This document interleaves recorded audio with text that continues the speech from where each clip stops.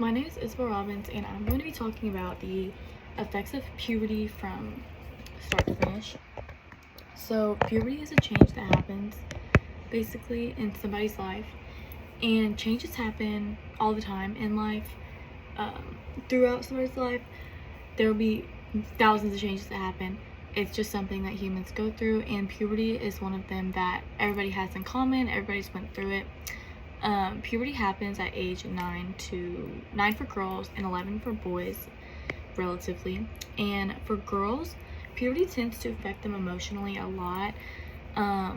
This can be like body image issues, anxiety or depression, risky behaviors, low self-esteem, and bad things like that, social isolation. And boys also have emotional effects that happen to them, and boys have this thing that happened to them that is called off-time puberty. And off-time puberty is basically where a boy develops faster than his peers. So this will make him feel different than his friends, and this can lead to bad emotions, negative emotions like social isolation, like I said earlier, mood disorders like anxiety and depression, antisocial behaviors, because he just feels so different than his friends. So that's very sad. Another thing that can happen, according to Healthline, studies show that during puberty, children also produce 2 new hormones, and these are called the luteinizing and follicle stimulating hormones. Other than all the emotional effects of puberty, which are a lot, there are also physical effects. So the first visible signs of puberty for girls would be breast development, and for boys it would be testicle enlargement. For the last signs of puberty, for boys it would be chest and shoulder broadening, and for girls it would be reproductive organs being fully developed. Puberty changes adolescents physically and emotionally, like I said earlier. And along with the visible physical things that happen, there are also physical things that you don't see, like headaches and growth pains, because they're growing. So growing up, down, sideways, all the way around. Appetite changes, enlargement of testicles and breasts, like I said, oily skin, excess sweating, hair growth on the genital area, underarms, arms, legs, just new areas of hair, bowel movements, things like that. Other than all these physical changes, there are also a lot more emotions changing, like new emotions come and mood swings can happen. Children become more irritable, you'll notice. They can feel their emotions a lot more. These sudden emotions are mostly brought on by hormone levels being raised. And hormone levels are things that affect the limbic system in the brain, and that is what controls feeling regulation. So since their feeling is not being regulated, they are going through all these different emotions and things like that during puberty. Another thing that can happen is sleep deprivation, and sleep deprivation is basically just not getting enough sleep, and this can lead to problems for a child like insomnia, sleepwalking, nightmares. They can fall asleep in class. You can see a change in their grades, mood disorders like anxiety and depression. So all around, it's just very negative. And fun little fact that actually is for puberty, that happens during puberty, is different cultures and different ethnics have different times.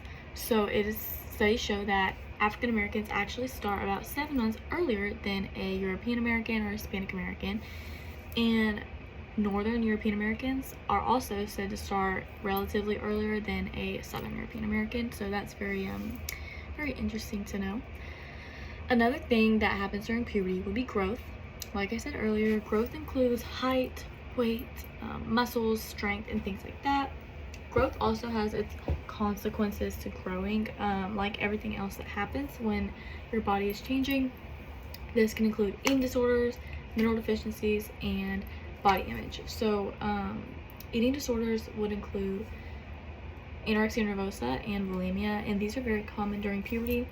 Anorexia nervosa is basically under eating and over exercising to get to a certain weight, and bulimia is binge eating and then throwing it all up, or taking a laxative, basically getting it all out of your system. And these two things are very detrimental to somebody and can leave lifelong term effects. So it's very dangerous. Another thing would be mineral deficiencies, and this includes zinc, calcium, iron, and children going through puberty tend to be a lot deficient in minerals because sometimes they're insecure in their body and they go on a diet, or like I said, with eating disorders. But also children just are growing so much every which way, they don't know how much they need, they don't know what minerals they need, they don't know what food they need to eat, so sometimes they don't get the minerals, the correct amount of minerals that they need for their body to grow. Another thing that happens during in adolescence puberty would be sexual maturation, and this includes two different kinds of maturation: primary and secondary. Primary is basically just sexual organs, reproductive organs, and then secondary would be body shape changing. Another thing that can happen during sexual maturation would unfortunately be sexual abuse, and this is very detrimental to a child. It can happen between an adult and a child, or a child and a child. I hope you heard that because my phone started dying. It can be bad for their growth, and it's basically just confusing a child sexually, and it can lead life-term effects. It's illegal. It's just nothing good comes to it. It's just a sexual contact. It can be sexual contact or not, but it's just confusing a child sexually, so that's pretty bad. Another thing that comes with sexual maturation would be an STI, a sexually transmitted infection, and STIs are said to be more prone during puberty than like adults. This is because studies show that children don't really like to go to the doctor. So children don't like to go to the doctor, or maybe their parents don't bring them to the doctor, or they could be afraid to tell their doctor that they're sexually active. And if they are afraid to tell their doctor that they're sexually active, and all three of these things can basically just increase risk of STIs for themselves and others if they don't know that they had one. So another thing would be their brain developing. That's new in adolescence, puberty, would be their brain developing. New ways of thinking like egocentrism, an imaginary audience, fables, deductive, inductive, and intuitive thinking.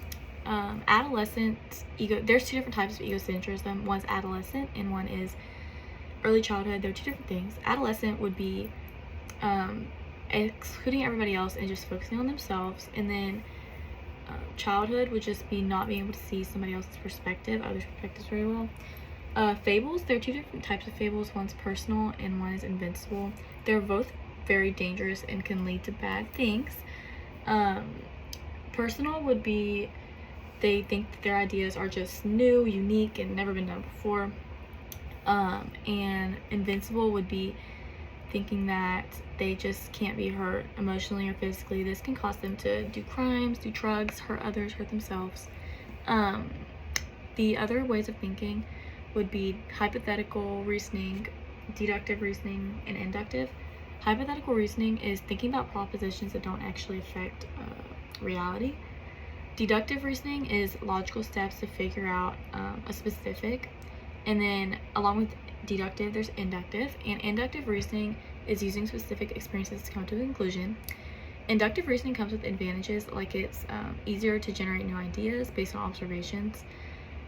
Another new thinking would be intuitive thinking, and this is basically just thinking on instinct.